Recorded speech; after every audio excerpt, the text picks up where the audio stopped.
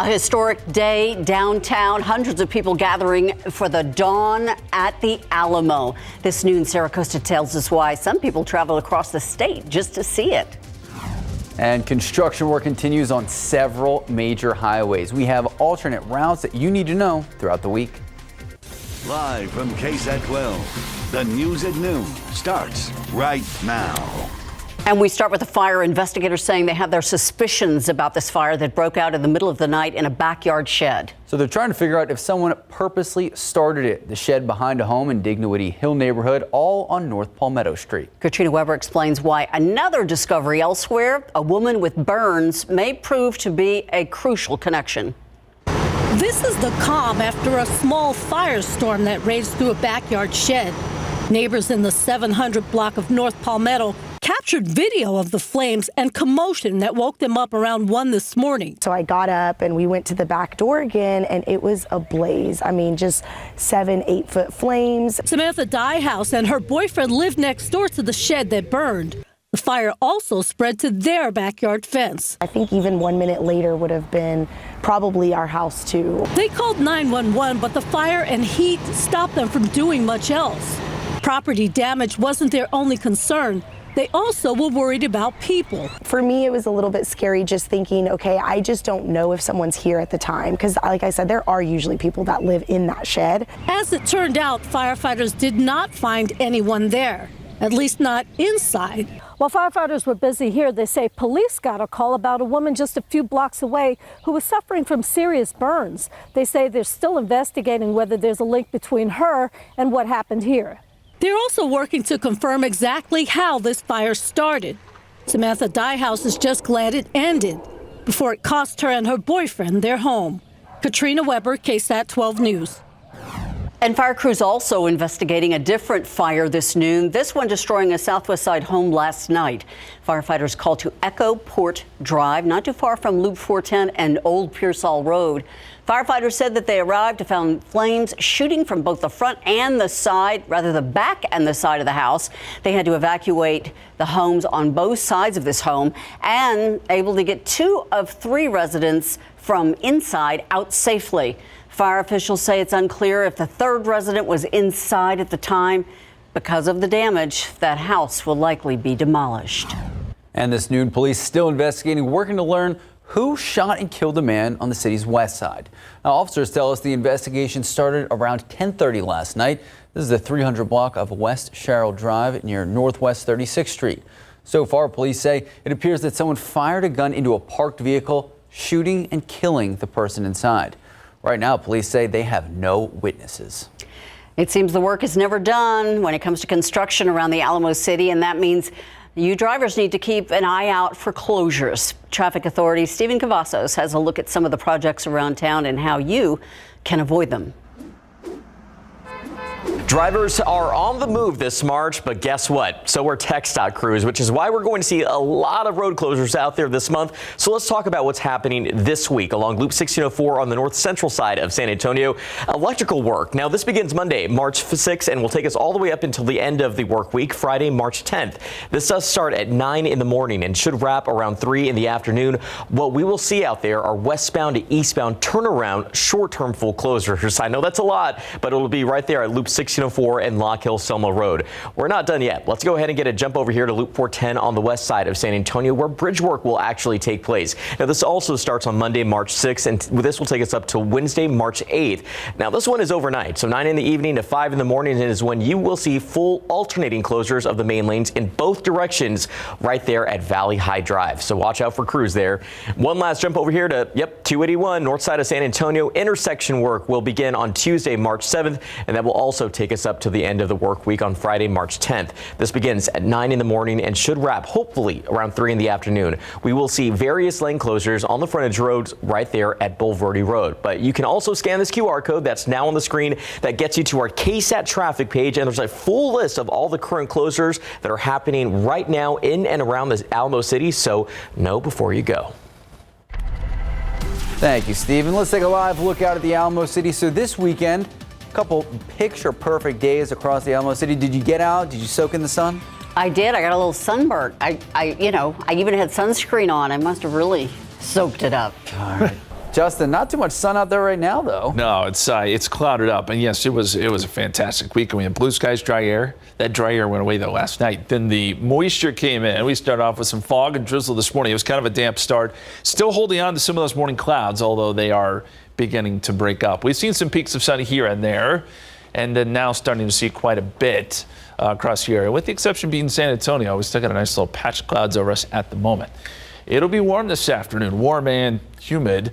Mostly cloudy, 73 right now. Dew point is at 65, and the wind is generally pretty light. So here's our KSAT 12-hour forecast. 79 at 2 o'clock, 81 at 3 p.m. Partly cloudy this afternoon. We go all the way up to 82.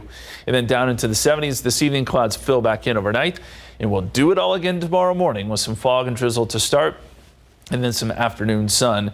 Our next chance of rain holds off until late this week. We'll talk more about what that means and when it will really kick in with a frontal boundary. That's coming up here in just a few minutes, guys. Thank you, Justin.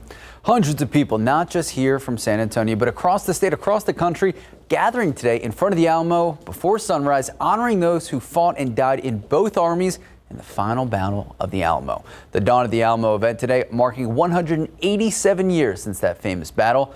Sarah Costa at the event, speaking with descendants of those who sacrificed their lives, talking about the importance of honoring the battle's legacy. Loading the muskets, taking aim, and firing. That's how the Dawn of the Alamo event concluded as the sun rose over the famous landmark this morning. Today marks 187 years since those who fought and gave their lives for Texas independence. This event honors and remembers those who made those sacrifices at the Alamo.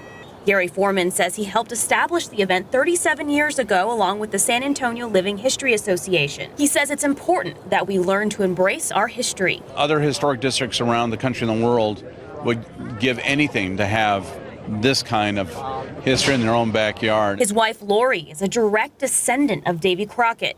She says she has heard so many stories passed down over the years about her important relative. My grandparents did, and my father before me.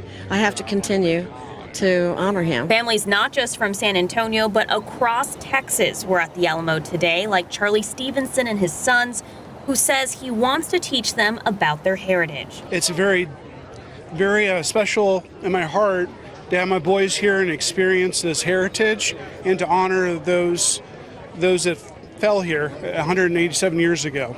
So it's just really a special honor to be a part of it. Rick Reyes started the ceremony with a traditional Native American prayer. He says it's important for healing to take place on these Alamo grounds. And that's what we're here to recognize, that we've all have pain. We're all made blood.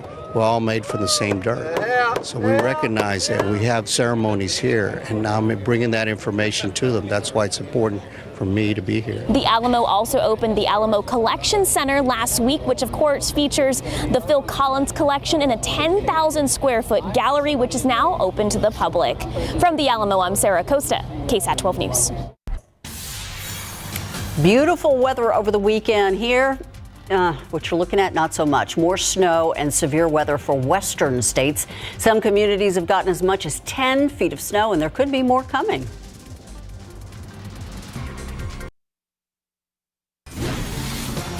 Welcome back. A lot of dangerous winter weather to tell you about. California bracing for, get this, 5 more feet of snow. ABC's Matt Gutman reports this comes as people are still trapped from this weekend's storm. It dumped 38 inches of snow in less than 24 hours. The West pummeled with new rounds of snow and severe weather as officials in California warn it could take days longer to rescue everyone imprisoned in the snow, piling up to rooftops and swallowing homes. This place is a disaster zone. These two teens, Riley and Cole, were hiking the Pacific Crest Trail in Southern California, and like almost everyone else, they underestimated a storm that would dump nearly 10 feet of snow in some areas of the region last week. We were climbing up it, and we were just sinking to our hips, essentially. And we could make barely any progress. And for over 2 days, they huddled together for warmth, certain they were going to die in those mountains before finally being rescued by helicopter. In nearby Arrowhead Lake, Christine Foster and her father have been snowed in their home for nearly 2 weeks.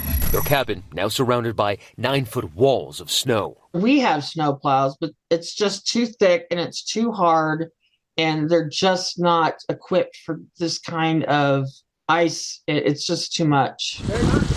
And as some run low on food and water and gas, rescue workers and volunteers delivering emergency supplies.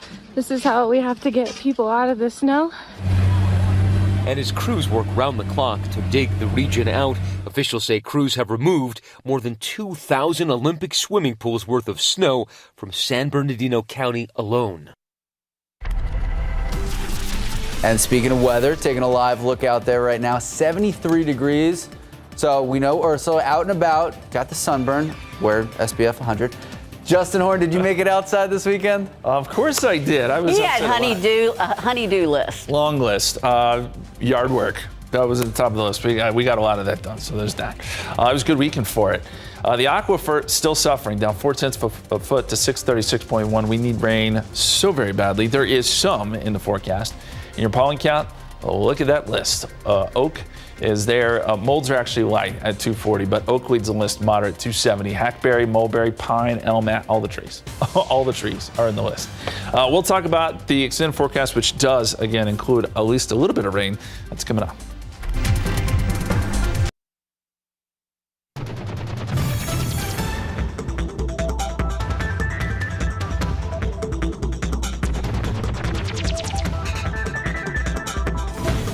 Get ready for the warmth. Oh. Yesterday was downright hot.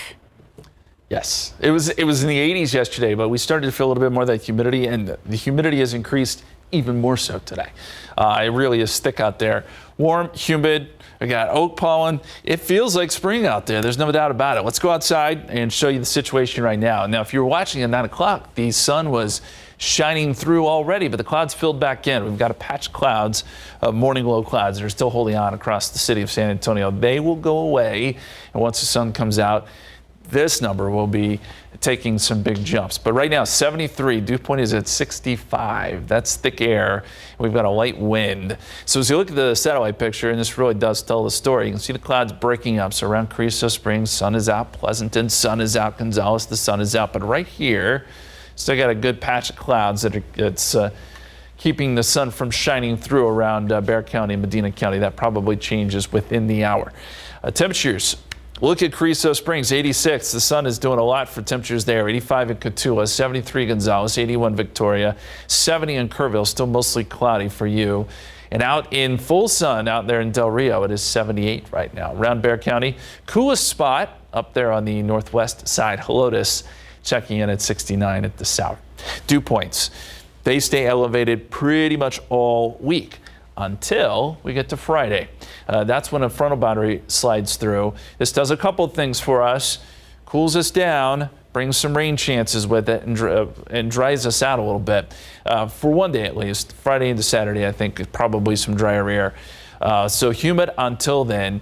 And that front hopefully does bring some showers and storms with it. That would be the best case scenario. For today, 81 degrees at 3 o'clock, 82 4 p.m. That's our high. Down to 77 at 7 p.m., partly cloudy. Then as we get into the overnight hours, clouds will start to thicken up again, and we'll do the drizzle and fog and sort of damp thing all over again tomorrow morning and really for the next several days. I want to show you the aquifer real quick. This is a graph showing the aquifer since May 1st of last year. And you can see we're at a decent number, but still below average when we started back in May of last year, and then it just fell off. And it's stayed pretty steady. We've had a couple of rain events that have helped a little, but not enough. We're still in stage 2 watering, by the way, for SAWS customers, if you're curious. But we are some 32 feet below average. It's been a very dry stretch over the last several years, and it's going to take a big rainfall to give us a rebound here in the aquifer, but so far hasn't happened yet. We'll see if that transpires later in the spring, but still doing not so well when it comes to the aquifer. I wanted to point that out. Temperatures across the state right now, you got the really warm stuff down across deep South Texas, the cooler numbers, Amarillo 59 up there.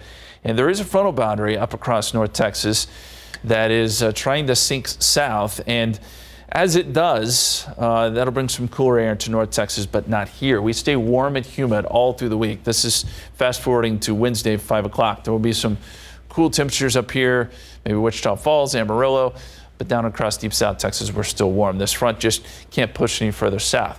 Now, as another system comes across the country Thursday into Friday, that's when things change. We get some storms along this front Thursday evening, and then the front tries to push into South Texas on Friday. So that should give us some rain chances. Right now, about 30%. It would also, again, cool us down and dry south. So that's what we have to look forward to by the end of the work week. In the meantime, 83 Tuesday, 83 Wednesday, 85 Thursday. Warm and humid, morning drizzle, afternoon sun, pretty much the theme most of the week. You see the temperature there on Friday, 75, cooling down a little with the front, and then 80 on Saturday. We get another front on Sunday, and don't forget we spring forward as well.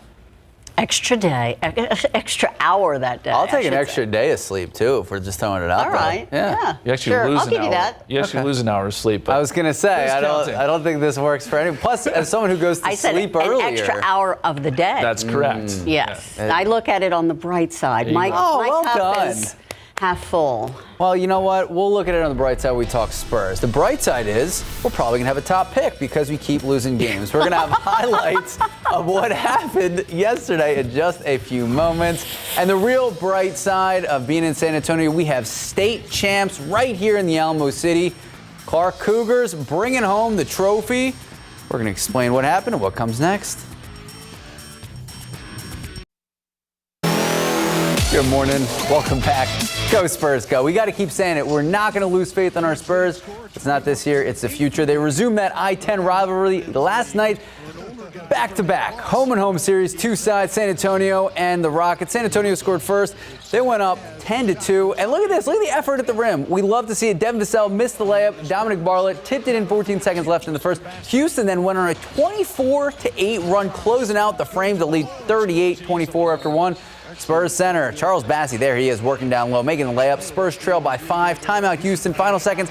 Kevin Porter with the ISO, hitting the three right before the buzzer. So let's go to the third quarter. All right, start of the third quarter, Rockets pulling away. Kevin Porter Jr. throwing it to Jalen Green. He had a phenomenal night. Jam and the hang time. Rockets lead 81-69. Timeout Spurs. Timeout, though, did not work. Next possession. Keldon Johnson, bad pass. Kenyon Martin Jr. slamming it down, 83-69 lead. Houston led by as many as 23 in the third. Spurs trailing 108-87 in the fourth quarter. Less than 10 minutes ago. Devin Vassell baseline, tough layup, making it 115-92 Rockets. And that's really the last of the highlights. So we're going to the scoreboard, and I'm not going to sugarcoat this. The Spurs decimated 142-110. Even in the series, 2 games all, the Spurs dropping 2 straight after winning 2 in a row. I'm going to give a shout out to Charles Bassey, one of the newer Spurs, finishing with 14 points the second straight game. And Coach Pop says he likes what he sees from Charles so far. He's really got a nose for the ball. He finds the ball off the board. For some reason, he just gravitates to it. So he's done a good job figuring things out and trying to learn how to play in the league. We came up short, we didn't get the win, but it's just gonna make it better. Just experience and stuff. So I didn't play a lot last year, and this year I'm pretty getting minutes and stuff. So I'm just glad and doing what I can. Just one game at a time. Speaking of which, the Spurs schedule for the rest of the week. They don't play again until Friday night, 7 o'clock, hosting the Denver Nuggets, and then the OKC Thunder coming to town Sunday night, 6 p.m. matchup. Both games here at home at the AT&T Center. And speaking of here at home, San Antonio home to a UIL girls basketball state champion once again. 1 year after making their first appearance ever in the state tournament, Clark Cougars return to the Alamo Dome, finishing the job. Their march to the title nearly derailed in the semifinals against Coppell, but Natalie Huff hit that game winner. 1 second left, lifting the Cougars to a probable 49-48 victory and a berth in the Class 6A championship game against 2-time defending champs DeSoto. There, junior Ariana Roberson taking over, 24 points, 15 rebounds, 4 blocks, 3 steals. Stat stuffer, leading Clark to a hard-fought and well-deserved win. Roberson named tournament MVP. Clark getting to celebrate a perfect end to what has been a dream season. It is definitely unbelievable. I can't even describe it right now. I'm still feeling it. When we get into the locker room, I'm sure I'll be feeling it more. But yeah, it's just a great feeling to experience. Being a senior this year and ending it off this way is something I couldn't even dream of, or it is my dreams. And just to be able to do it means so much for me, my team, and everyone, and it's pretty emotional. So that you just heard from Ramsey, one of 7 Clark seniors ending their high school careers as state champions. Earlier in the week, both Wagner and Bernie played in the Class 5A and 4A semifinals, respectively. You can watch all the recaps of the games right now. Just head to the BGC page on KSAT12 or, of course, the KSAT YouTube channel. And we were covering it through the weekend. The last-second buzzer beater was just, I mean, you saw the crowd go wild. It was great to win. And then the championship game, I mean, they got to hold up the trophy. That's a great weekend for them. Absolutely. We'll be right back. In the meantime, it's a condition that affects the largest organ in your body. And now researchers believe they found a way to predict who's going to get it. Details next. And Molotov cocktails starting to fly during a situation in Atlanta. A look at a clash between demonstrators and police. We're going to have the latest.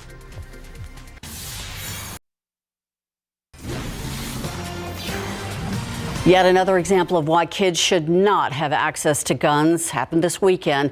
Bexar County Sheriff's deputies say it happened yesterday afternoon at some apartments on the far west side near Military Drive West and Loop 1604.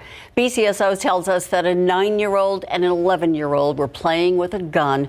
Somehow a trigger was pulled and the 9-year-old was hit in the neck by a bullet. Deputies say it was just a graze, but the boy was taken to University Hospital as a precaution. The 11-year-old was not hurt.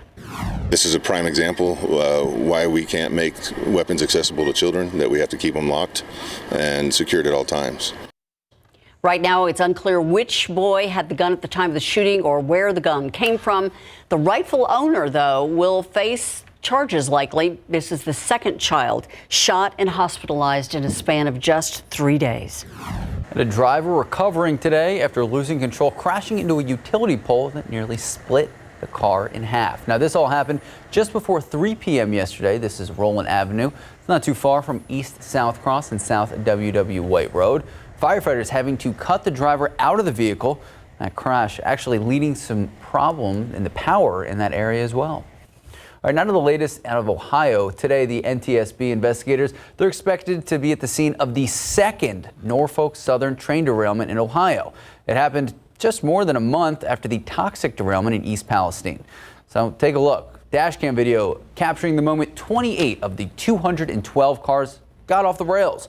Officials say this train was not carrying hazardous materials. Meanwhile, Norfolk Southern still in the process of removing 2,000 feet of the railroad tracks in East Palestine after they'll remove the contained soil underneath. Now, the EPA ordered the company to test the area for toxic dioxins.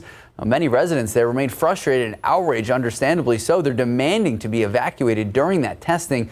Many saying they're actually suffering from a range of symptoms, including headaches, anxiety, coughing, fatigue, and even skin irritation. Fires set, Molotov cocktails thrown, and dozens of people arrested. Now, all of this, the outcome of what started as a protest in Atlanta, it took a very violent turn over the weekend. All of this outside of what could be a police training facility. Now, we have reports that this isn't the first time that there's been a clash with police in Atlanta. Police in Georgia say they were attacked in a violent protest at the construction site of the new Atlanta Public Safety Training Center. They say protesters who had just left a nearby music festival threw explosives and Molotov cocktails at police officers and set equipment on fire. This was a very violent attack that occurred this evening. Very violent attack. And this wasn't about a public safety training center. This was about anarchy, and this was about the attempt to destabilize. Authorities say there were more than 100 people and that this was a coordinated attack on officers and equipment. During that attack on the officers, pieces of equipment and other items that were at the location for the construction of the public safety training center were damaged. Police arrested more than 24. Atlanta's police chief says what happened was not a legitimate protest and that many of those arrested were not from Georgia. When you throw commercial grade fireworks, when you throw Molotov cocktails, large rocks, a number of items at officers, your only intent is to harm. And the charges are going to show that tonight when we make the appropriate charges. This is the latest in a series of clashes with police. In January, one of the demonstrators was shot to death by a state trooper at this site. But one thing we need to underline, even though the environmentalists call this Cop City, it was approved by Republicans, Democrats at the city and state level who are white, black, and brown. Steve Osunsami, ABC News, Atlanta. The race for the White House heating up on the GOP side. Former President Donald Trump at CPAC on Saturday night. He promised to stay in the race even if he is indicted on that ongoing vote investigation. Meanwhile, Florida Governor Ron DeSantis at the Reagan Library yesterday trying to reach out to dissatisfied Republicans. He's joining former Governor and UN Ambassador Nikki Haley, who also announced she's in the race. On the Democratic side, Marianne Williamson formally announcing her intentions this weekend. But President Joe Biden has not officially announced whether he'll go for a second term. All right, we're back here at home taking a live look out at the Alamo City. A very different look of what we saw this weekend. We saw sunshine. Not seeing any of that right now, Justin. Well, there was one little blue peak there. You can see the sun trying to shine through. So these clouds are beginning to break up. It has been cloudy most of the morning, but things beginning to change at this hour, and the sun will bring a lot more warmth in the coming hours. Let's look at the visible satellite picture. And this tells the story very well. You can see the thickest clouds on the northwest side, but now starting to see those clouds break up on the south side of Bexar County. So the sun is out. If you're watching us from southern side of San Antonio, the east side of San Antonio, northwest side, you're still cloudy, at least for the moment. That won't last much longer. KSAT 12-hour forecast, 81 degrees at 3 o'clock, 82 at 4 p.m. Will be partly cloudy this afternoon. Southeasterly winds 5 to 15. Warm and humid afternoon, and then we'll slip down into the 60s tonight with lots of clouds and lots of humidity. More drizzle on the way tomorrow morning. Speaking of rain chances, now we're not factoring in the drizzle we'll likely see Tuesday, Wednesday, Thursday here because it will be very light. But bona fide rain chances come in on Thursday. Thursday night, early Friday morning, it looks like, with a frontal boundary. Right now, 30%, not great, but it is there. We'll continue to keep an eye on that. The timing's changed just a little bit. We'll have more on that forecast for you here in just a couple moments. Thank you, Justin. A pair of threequels doing battle at the box office this weekend. Which one came out on top? Estimates for the top 5 films in theaters still ahead. I do want to see Creed 3. A new solution to a common skin issue, how new data may help prevent eczema problems.